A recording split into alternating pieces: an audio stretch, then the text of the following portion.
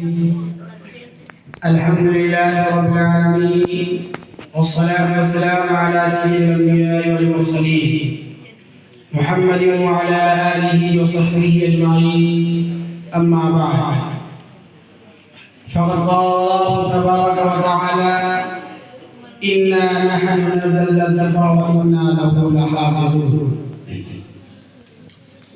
برادران اسلام، آئیے اس بزم النور میں ذکر اللہ کی باتیں کریں، کتاب اللہ کی باتیں کریں، کلام اللہ کی باتیں کریں، قرآن کریم کی باتیں کریں. قرآن کریم رب العالمین کا وہ مبارک کتاب ہے جو رسول عربی صلی اللہ علیہ وسلم کے ذات گرامی پر نازل ہے. گزشتہ آسمانی کتابوں کے برعکس اس کا مقام و مرتبہ اتنا بلند ہے کہ خود خالق کائنات نے اس کی حفاظت کی ذمہ داری لی ہے اور اعلان فرمایا: اِنَّا نَحْنُ نَزَّلْنَا الذِّكْرَ وَإِنَّا لَهُ لَحَافِظُونَ، کہ ہم نے قرآن کو نازل کیا اور ہم اس کی حفاظت کریں گے. دوستو، قرآن کریم جو کہ سرچشمہ ہدایت، منبع اسرار و حکم، خزینہ رحمت و برکت، ذخیرہ رحمت و برکت، خزینہ رحمت و برکت، معدن احکام و شریعت اور مرکز نجاح و فلاح، ذریعہ حسن عمل، باعث صلاح و تقویٰ اور فارغ حق و باطل. اللہ تبارک و تعالیٰ نے اس عظیم شان کتاب کا تعارف خود کرایا ہے اور بار بار مختلف انداز میں کرایا ہے. لہذا ارشاد ربانی ہے: ان ھذا القرآن یہدی للتی هو اقوم. اللہ تعالیٰ نے قرآن کریم کو مرکز ہدایت فرمایا ہے، اس لیے کہ ہم نے اللہ تعالیٰ سے سیدھے راستے کی ہدایت مانگی ہے. ذرا غور کیجئے، آپ اپنی نمازوں میں قرات کرتے ہیں، سورہ فاتحہ پڑھتے ہیں، تو کیا یہ نہیں کہتے اہدنا الصراط المستقیم صراط الذین انعمت علیہم؟ اے اللہ، ہم کو سیدھے راستے کی ہدایت دیجئے اور ان لوگوں کے راستے پر چلائیے جن پر آپ کا انعام. ہر مومن بندہ اپنے 5 وقت کی تمام فرض، واجب، سنت اور نفل نماز میں ہدایت مانگتا ہے، سورہ فاتحہ پڑھتا ہے. اس لیے ارشاد ہوا: میرے بندوں نے ہدایت مانگی ہے، اصول زندگی مانگی ہے، دستور حیات مانگا ہے. اس لیے ارشاد ہوا: میرے بندو، تم نے ہدایت طلب کی ہے، تمہیں صراط مستقیم کی آرزو ہے، ہم کو ہدایت نامہ دیں گے. مشعل راہ بخش دیتے ہیں، پانے کے بعد کھونا نہیں، پکڑنے کے بعد چھوڑنا نہیں. یہی وہ آئین ہے جو تم کو ہم تک پہنچائے گی، یہی وہ قانون ہے جو تم کو سربلندی سے سرفراز کرے گا، یہی وہ نسخہ کیمیا ہے جو تم کو دنیا و آخرت میں نماز.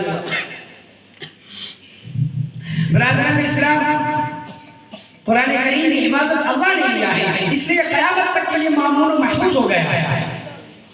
قرآن کریم اللہ تبارک و تعالیٰ نے حفظ قرآن کا ایسا جامع اور مکمل نظام قائم کیا جس میں تحریف و تبدیلی کا تصور بھی محال ہے.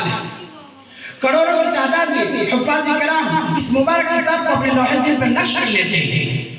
لاکھوں کی تعداد میں مفسرین و مترجمین اس کی حفاظت میں مصروف ہیں. اس کے الفاظ و معانی نہیں بلکہ حرکات و حروف اور نقطے تک شمار کیے گئے ہیں. لا تعداد مسلمان روزانہ اس کی تلاوت کرتے ہیں. لہذا معانی دین اسلام اپنی کوششیں کر رہے ہیں اور کرتے رہیں گے کہ قرآن کے الفاظ معانی میں بدل کر دیں، اس کے مفاہیم و مطالب میں شکوہ پیدا کر دیں. مگر سن لیجیے، زمانہ کی رقش رک سکتی ہے، نظام عالم بدل سکتا ہے، سورج مغرب سے شروع ہو سکتا ہے، لیکن یہ ناممکن کہ قرآن میں تحریف ہو جائے، اس کے مطالب و معانی میں شکوہ پیدا کر دیں اور باطل افکار و نظریات اس میں داخل ہو جائے. اس لیے کہ صاف صاف اعلان کر دیا گیا ہے: لا یأتیہ الباطل من بین یدیہ ولا من خلفہ تنزیل من حکیم حمید. کہ ایسا کلام ہے جس میں جھوٹ داخل نہیں ہو سکتا، نہ سامنے سے نہ پیچھے سے. تنزیل من حکیم حمید، یہ نازل کردہ ہے حکمت والے اور تعریف والے کی طرف سے. برادران مکرم، قرآن کریم نے عربوں کو نفر و عداوت، جنگ و جدال، اختلافات و تنازعات کے دلدل سے نکال کر ایمان و توحید کے اساس پر ان کو متحد کر دیا، آپس میں بھائی بھائی بنا دیا. حالانکہ وہ ہلاکت کے دہانے پر تھی. غریب تھا کہ فلاں کے گھاٹ پر اتر جاتے ہیں اور صفحہ ہستی نیست و نابود ہو جاتا ہے.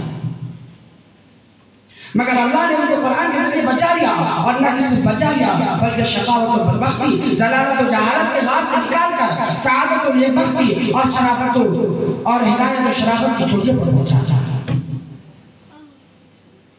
برادران اسلام، عربوں کی زندگی سے کوئی واقف نہیں، لیکن جب انہوں نے قرآن کو اپنا دستور حیات بنا لیا تو دنیا نے اخوت و محبت، طاعت و بندگی کا ایسا منظر دیکھا جس کی مثال نہیں ملتی ہے. حکومت و اقتدار، قیادت و سیادت، شان و شوکت، رحمت و برکت، شان و شوکت کی بے نظیر مثال بنا دیا گیا. اور آج بھی اس دور جدید میں جبکہ مسلمان قرآن کے تعلیمات سے دور ہو کر اختلافات و تنازعات، خلفشار انتشار کا شکار ہو رہے ہیں اور ایمان و تقویٰ کی مستحکم عمارت سے نکل کر قومیت و علاقیت، ذات و طبقات، جنس و نسل اور قوم و ملک کے نام پر گروپوں، جماعتوں اور فرقوں میں بڑھ گئے ہیں اور باہم منصب پیکار ہو کر اپنی وحدت و قوت کو ضائع کر چکے ہیں. حالانکہ قرآن وہ سرچشمہ ہے جس کے فیض سے سیراب ہو کر ہم اپنا کھویا ہوا اوقات بحال کر سکتے ہیں. اس کے علاوہ نجات کا کوئی راستہ نہیں. میرے دوستو، قرآن کریم قدم قدم پر مومنوں کو بشارت سے نوازتا ہے، ان کے دلوں کو امید کے چراغ کو روشن کرتا ہے، جوش عمل کو پیدا کرتا ہے، رحمت، برکت اور مغفرت کی خوشخبری دیتا ہے. اسی طرح مشرکوں کو عذاب الیم سے ڈراتا ہے. اور یہی قرآن بداعمالی کو متقی، نافرمانی کو خوگر اور یہی قرآن بداعمالی کو متقی، نافرمانی کو خوگر، برائیوں کے عادی لوگوں کے لیے خیر خواہ ناصر بن جاتا ہے. ناکامیوں کے میدان میں مخلص رہبر بن جاتا ہے اور عاصی لوگوں کے لیے رحمت و نجات کے دروازے کھول دیتا ہے. لا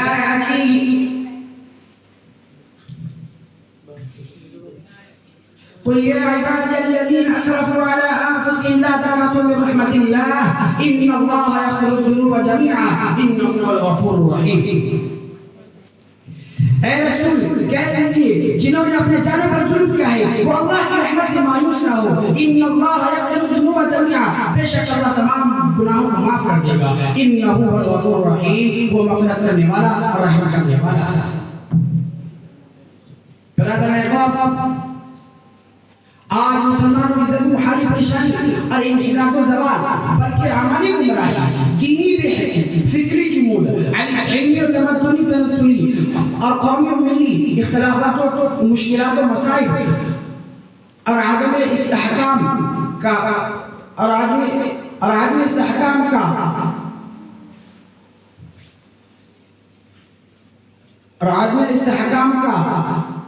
بنیادی سبب قرآنی تعلیمات اور اسلامی احکام سے بے اعتنائی ہے.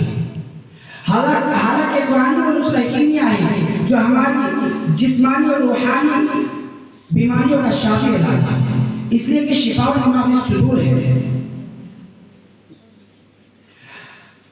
اگر ہم کامیابی و کامرانی اور نجات و فلاح کے بہبود کی چوٹیوں پر پہنچنا چاہتے ہیں تو اسی دستور و قانون کی طرف رجوع کرنا ہوگا. قرآن کریم آج بھی ہم کو دعوت دیتا ہے کہ وَاعْتَصِمُوا بِحَبْلِ اللَّهِ جَمِيعًا وَلَا تَفَرَّقُوا، آؤ اللہ کی رسی کو مضبوطی سے پکڑ لو اور فرقوں میں مت بٹو. اللہ تبارک و تعالیٰ سے دعا ہے کہ اللہ تبارک و تعالیٰ ہم تمام مسلمانوں کو قرآن کریم کے احکام سے شرف عطا فرمائے. آمین. وآخر دعوانا الحمدللہ رب العالمین.